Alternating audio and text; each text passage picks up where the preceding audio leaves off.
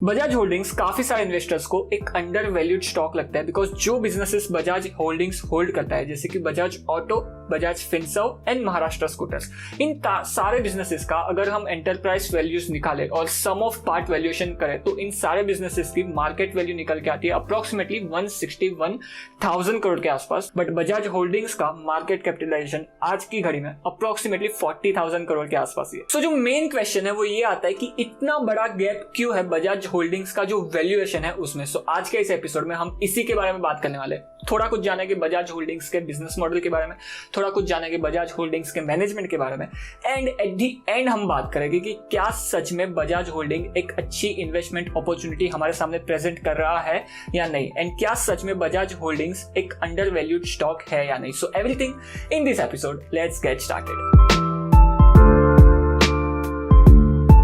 Hello guys, my name is Prateek, I hope you are doing well. And सबसे पहले तो हम आ जाते हैं बजाज होल्डिंग्स इन्वेस्टमेंट लिमिटेड इसके ऊपर, और यहाँ पे अगर आप नीचे जाके यहाँ से अगर आप फाइनेंशियल एनुअल रिपोर्ट डाउनलोड करो तो आपके सामने ये पेज ओपन हो जाएगा जहाँ पे हमें यहाँ दिख रहा है कि बजाज होल्डिंग्स के चेयरमैन है मिस्टर नीरज बजाज, एंड जो मैनेजिंग डायरेक्टर एंड सीईओ है मिस्टर संजीव बजाज, एंड जो सीएफओ है इस कंपनी के वो है आनंद मराठे।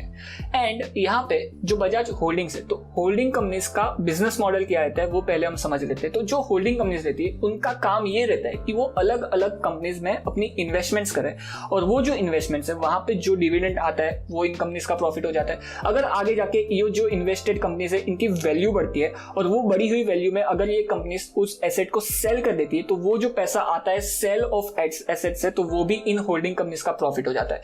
एंड और थोड़े बहुत प्रॉफिट्स हो जाते हैं, जैसे कि अगर ये कंपनीज के पास एक्सेस कैश आ जाता है तो म्यूचुअल फंड में या फिर बॉन्ड मार्केट में इन्वेस्ट करके जो इंटरेस्ट इनकम कमाती है ये भी इन कंपनीज का प्रॉफिट हो जाता है। एंड कई बार ये होल्डिंग कंपनीज अलग अलग प्रॉपर्टीज में इन्वेस्ट करती है तो वो सेल ऑफ प्रॉपर्टीज अगर आगे जाके करे तो वो भी इन कंपनीज का प्रॉफिट हो जाता है। एंड अगर वो रेंट इनकम भी है, अगर वो प्रॉपर्टीज को लेके वो कंपनीज रेंट पे दे दे तो वो भी एक रेंट इनकम हो जाती है इन सब कंपनीज के प्रॉफिट में। सो यहाँ पे अगर हम आगे बढ़े, सबसे पहले तो हम जान लेते हैं कि बजाज होल्डिंग्स को इनकॉर्पोरेट कैसे किया था। तो बजाज होल्डिंग्स पहले तो 2007 से पहले तो थी नहीं।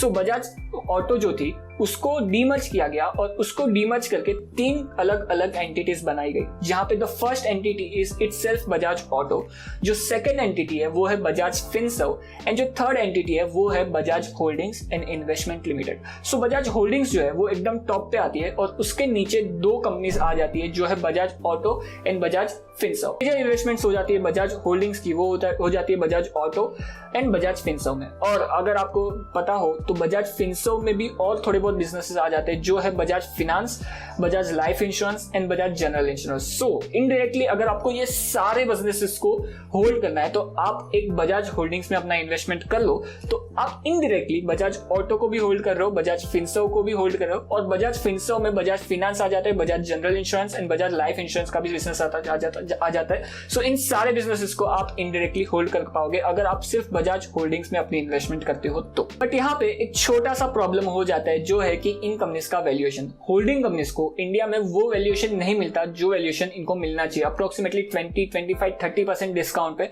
सारी होल्डिंग कंपनीज ट्रेड होती है।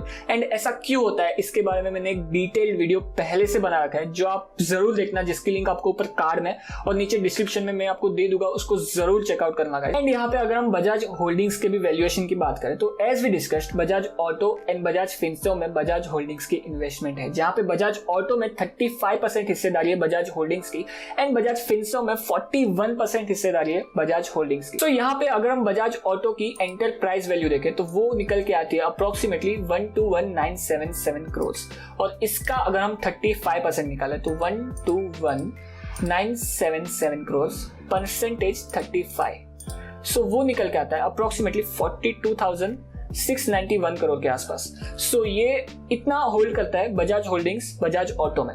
एंड सिमिलरली अगर हम बजाज फिनसर्व की एंटरप्राइज वैल्यू देखें तो वो निकल के आती है 278,444 करोड़। सो यहाँ पे 278 48,444 करोड़। इसमें बजाज फिनसर्व में बजाज होल्डिंग्स की इन्वेस्टमेंट है अप्रोक्सीमेटली 41% के आसपास। सो इसकी अगर हम परसेंटेज 41% निकालें सो वो निकल के आती है 114162 करोड़ के आसपास। सो ये दोनों इन्वेस्टमेंट हो गई, प्लस महाराष्ट्र स्कूटर्स में भी थोड़ा बहुत इन्वेस्टमेंट है। तो महाराष्ट्र स्कूटर्स जो है इसकी एंटरप्राइज वैल्यू अप्रोक्सीमेटली 4415 करोड़ के आसपास, और इसका अगर हम 51% महाराष्ट्र स्कूटर्स में बजाज होल्डिंग्स की इन्वेस्टमेंट है तो 52 कितना था 4415, सो 4415 परसेंटेज 51, सो ये निकल के आता है 2251 करोड़ के आसपास। सो इन सारी वैल्यूज को अगर हम ऐड करें तो हमें बजाज होल्डिंग्स का वैल्यूएशन निकल के आना चाहिए, जहां पे बजाज ऑटो में इन्वेस्टमेंट था बजाज होल्डिंग्स का अप्रोक्सीमेटली 42,000 करोड़ के आसपास, प्लस बजाज फिनसर्व में इन्वेस्टमेंट था बजाज होल्डिंग का अप्रोक्सीमेटली 162 करोड़ के आसपास, एंड महाराष्ट्र स्कूटर्स में इन्वेस्टमेंट था अप्रोक्सीमेटली 2,000 करोड़ के आसपास, टू बी प्रिसाइज 2251 करोड़ के आसपास। सो इन सारी कंपनीज को अगर ऐड करें तो बजाज होल्डिंग्स की वैल्यूएशन निकल के आनी चाहिए अप्रोक्सीमेटली 1,59,000 करोड़ के आसपास। बट यहाँ पे अगर हम बजाज होल्डिंग्स का मार्केट कैपिटलाइजेशन देखें तो वो निकल के आता है सिर्फ और सिर्फ 39,000 करोड़ के आसपास। सो ये अप्रोक्सीमेटली 75% का डिस्काउंट हो गया। सो नाउ आपके मन में एक क्वेश्चन आ रहा होगा कि 75% का डिस्काउंट, क्या ये डिस्काउंट ये होल्डिंग कंपनीज डिजर्व करती है?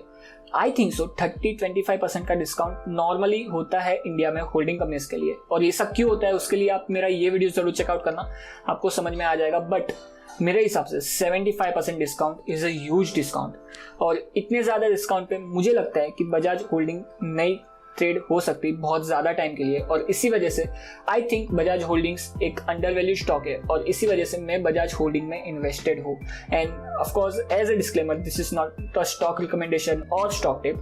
जो भी इन्वेस्टमेंट डिसीजन आपको लेने वो आप अपने फाइनेंशियल एडवाइजर से बात करके ही लेना, but I think Bajaj holding is a under value stock, और इसी वजह से मैंने बजाज होल्डिंग्स में इन्वेस्ट किया है। एंड ऑल्सो बजाज होल्डिंग्स जो भी बिजनेसेस होल्ड करता है they are also great businesses, जैसे कि बजाज फिनसर्व के बारे में क्या ही बोलना। एंड बजाज फिनसर्व के अंडर आ जाता है Bajaj finance, Bajaj general insurance and Bajaj life insurance, और ये तीनों बिजनेसेस डायमंड्स हैं। एंड बजाज ऑटो की अगर हम बात करें तो Bajaj auto is also great business. 3 wheeler में बजाज ऑटो की मोनोपोली है, 2 व्हीलर सेगमेंट में अप्रोक्सीमेटली 11% का मार्केट शेयर है 2 व्हीलर्स में।